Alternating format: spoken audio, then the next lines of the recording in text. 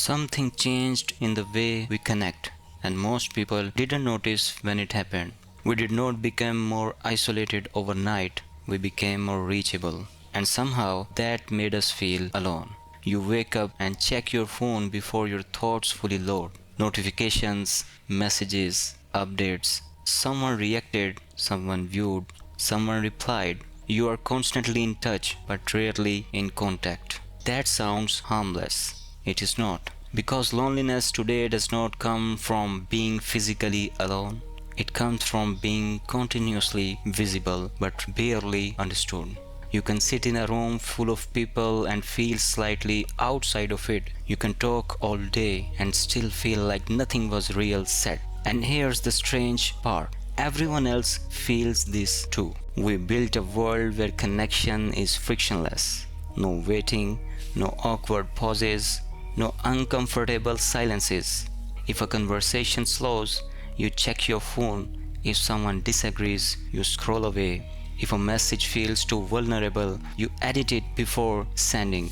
Discomfort now has an exit, and that's where the shift happened. Real connection used to require endurance. You had to stay in the awkward moment long enough for something honest to surface. Now we optimize everything.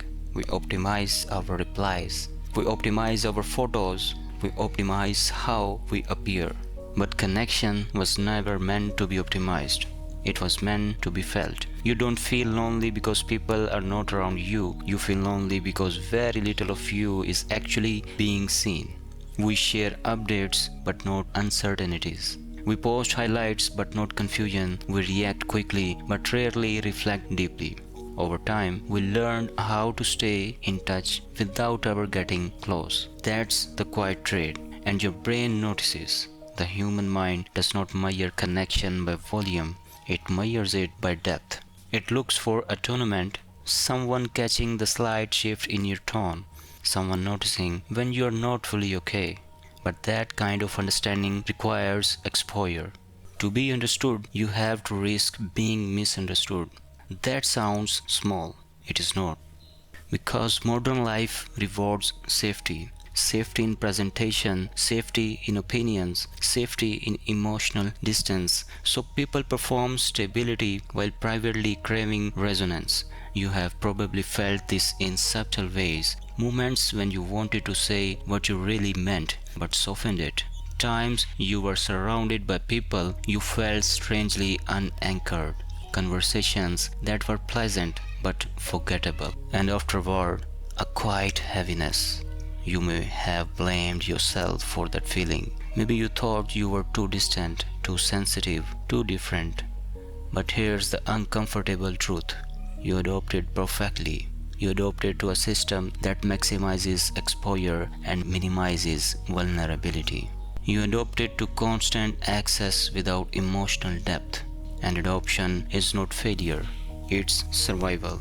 The irony is that nothing is dramatically wrong. People still talk, they still gather, they still respond, but depth cannot exist where nothing is risked. We removed friction from connection, and friction was where intimacy lived. So the silence between people grew, not loud, not obvious, just wide. That's why the room sometimes feels heavier after the screen goes dark. Not because you are broken, not because you lack social skills, but because being seen is not the same as being known. And most of us are seen all the time, yet known almost never. Maybe nothing is wrong with you. Maybe you are just living in a time where connection is constant and closeness is rare.